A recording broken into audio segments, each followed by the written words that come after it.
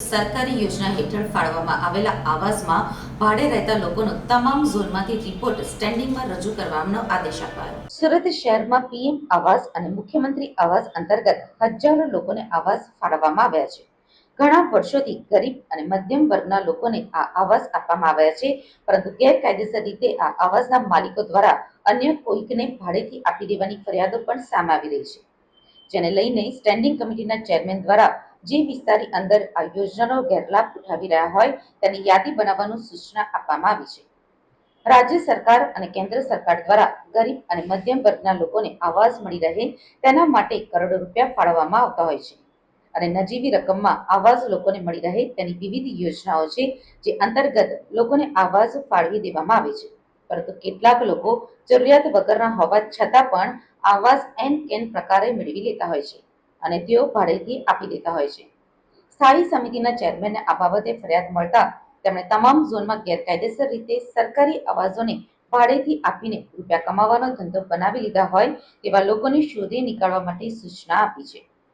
સ્થાયી સમિતિના ચેરમેન રાજન પટેલે જણાવ્યું છે કે ઘણા સમયથી સરકારી આવશ્યકની અંદર નિયમનનું ઉલ્લંઘન કરવામાં આવતું હોવાનું જાણવા મળ્યું છે।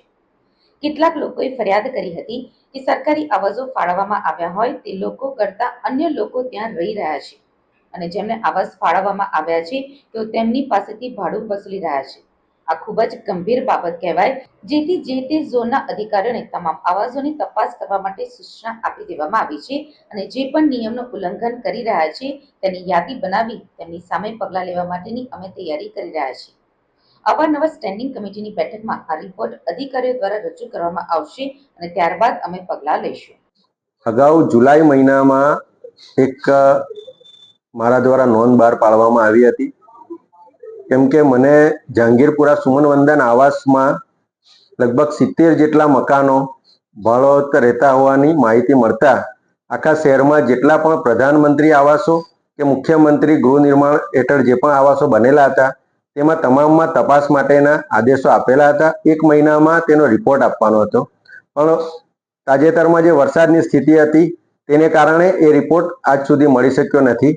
તો આગામી સ્થાયી સમિતિમાં તમામ ઝોનમાંથી આ અંગેનો વિસ્તૃત અહેવાલ સ્થાયી સમિતિ સમક્ષ રજૂ કરવા માટેનો આજે નોંધ પાઠવી છે। કેટલા આવાસ છે આખા શહેરમાં? પ્રધાનમંત્રી અને મુખ્યમંત્રી હેઠળ તો ઘણા આવાસો છે। ઘણા આવાસો એવા છે જે 7 વર્ષની ક્રાઇટેરિયાની ઉપર નીકળી જાય છે, પણ એટલા માટે જ આપણે વિસ્તૃત અહેવાલ માંગ્યો છે કે જે આવાસો તાજેતરમાં ફળવાયેલા હોય તે કોઈ પણ હિસાબે ભાડેથી આપી શકાય નહીં અને વેચી પણ શકાય નહીં। આપને ફરિયાદમાં કેટલા આવ્યા? મારી ફરિયાદમાં પહેલા 70 જેટલા આવાસો ભાડેથી અપાયા હોય તેવું બહાર આવેલું હતું। સર, કઈ રીતે હવે કાર્યવાહી કરશો?